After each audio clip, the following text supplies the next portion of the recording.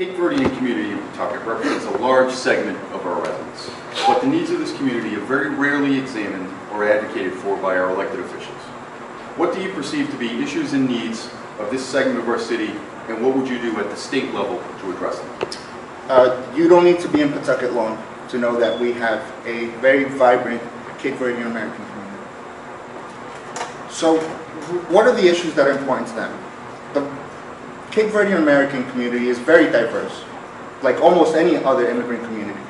You have people who have been here for multiple generations, and then you have people who just arrived here.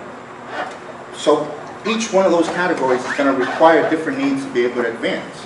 The best thing to do is to open lines of communication and just ask sincerely, what would help you?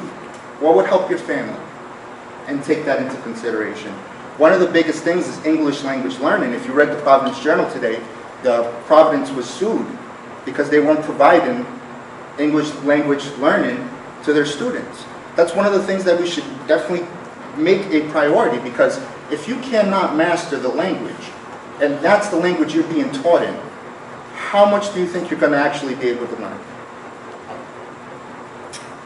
Besides that, I think there's a whole bunch of other things that they're going to need. They're going to need job training. Job training goes a long way. If there's a whole bunch of jobs, but you are not qualified for that job, it's almost like there are no jobs for you. We need to invest in job training for those communities, because giving people the opportunity, giving as many people as much opportunity as possible, is what we should all try to do. You can't say that they're going to be equal results, but if you don't give people equal opportunity, then you've already stacked the deck against them. And I believe that we should do more. We should fight harder. 30 seconds. 30 seconds, oh, okay. Yeah, I might as well use them. So that's the thing. I always like to talk about these heavy issues. I know there's people that don't. And one of the things that's very dismaying for me is when I knock on doors and people are like, no, I don't have any problems, no issues. 2 seconds. So communication helps every community. And you have to communicate with every community, because they all make up our one large community. Perfect. Time's up. So in regards to the Cape Verdean community, yes, they've been here for well over a century. And you will find that you have the generation that has been here for some time and have done very well, and you have those who have immigrated in the last few decades, like many other minorities. My parents came, like I mentioned, in '79, who have certain job skills that unfortunately, after the factories left, then their opportunities were lessened.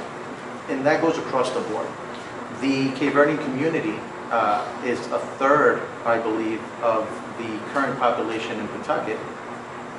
And they are contributing members to our community and to our society, and they've done so much. So I think that at the end of the day, what's fundamental and what helps all of us move forward is education.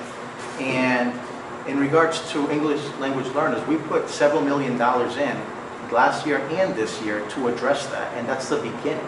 What we want to do is make it permanent. We know that every generation has an opportunity to take advantage of what's there, and education has always been the base of all of this. So I will continue to focus on putting the money in education. And in regards to the workforce, we have programs. We just approved several $1 million for 30 seconds. For the governor's workforce board and workforce development, to make sure that our communities have the opportunity to join companies like Electric Boat, a 6-month program where they start from zero. In 6 months, they have a job that starts at $20 to $30 an hour. And we know we're going to need another 10,000 jobs to fill in the next 10 years. So it's an opportunity for our community that's there, and we actually did that already.